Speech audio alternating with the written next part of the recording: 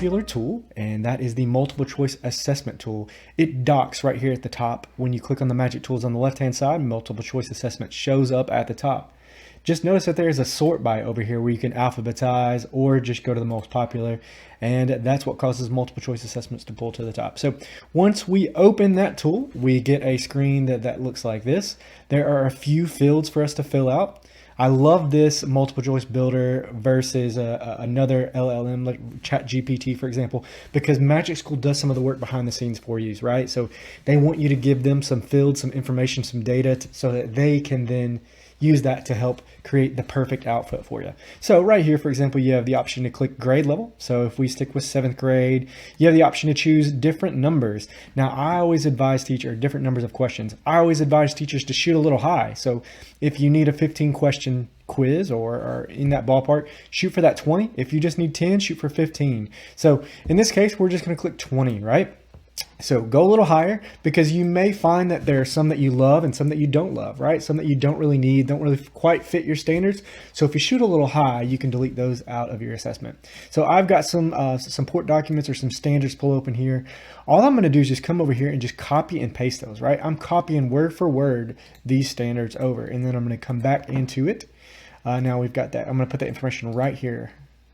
Paste, and I could clean it up a little bit, right? You can notice that sometimes when you copy and paste it over, it loses a little bit. So I'm going to kind of clear it up a little bit. And I'm going to delete this state assessment boundary, pull that down. And I'm going to go one step further here as well. Let me clean this up, this line, and then clean up this. And that's just because we're pulling from a PDF. So I think if I clean it up, that might help the generator just a bit, right? Now I'm going to do one step further. I'm going to go down here and say, please create multiple choice questions that are primarily DOK level 1. Right? So I'm just to kind of see how that works, right? So after we've got in our information, we've got our standard pulled over. I added even a new prompt right there. I'm going to click generate, and we will see what happens right here. In no time at all, watch it cranking out this beautiful assessment for us, right? So we've got a 7th grade cell structure and function assessment. Now, if you're familiar with this specific standard, it is actually looking at cell organelles, so that's good stuff. So which part of the cell is responsible for controlling all cell activities? Love it. That's going to be nucleus. So that question is right on, right? So I'm going to scroll down, just kind of quickly skimming these. I will point out, I've noticed a few times that it will pull over when you add assessment boundaries, like I did in this generation.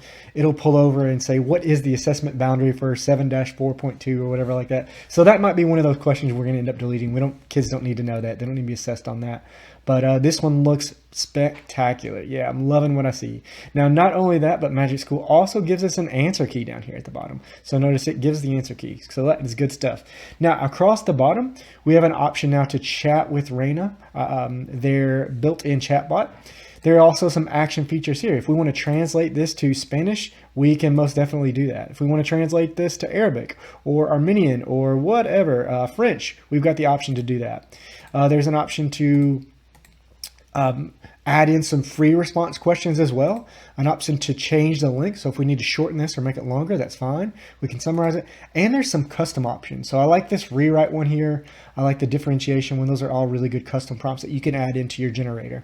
Now, we could ask her a few questions, or I could write back and say, thank you, but can you also give me 5 DOK level 2 questions?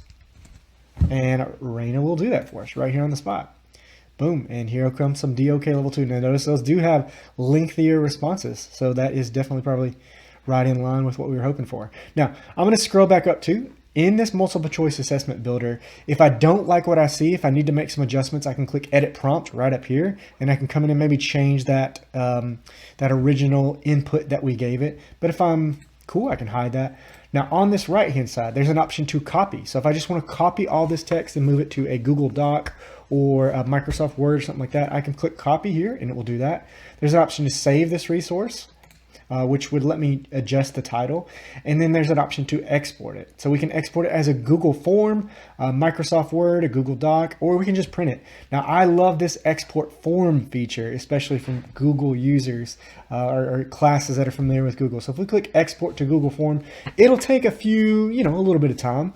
And then also I've noticed that it depends on the time of the day. So early in the morning, it usually generate these no problem at all really quickly. Later in the day, sometimes though, it does take it a little bit longer. So give it just a minute. We'll create this form. All right, and now you can see that has popped up right there. So it says export to Google Form. This quiz that we've created, we can quickly push it into a Google Form. Excellent. Now, not only is it going to be in a Google Form, but it is already keyed and ready to go, right? So if I click in here, we've got the answers already keyed for us. I love that, right? I love that. So if we click in there, those are keyed. It's got a point value assigned, and they've already got it toggled on so that all questions are required. So that saves us just even more time with this remarkable feature. So jumping back in here, one more thing I do want to point out just down here, there's that send a message feature.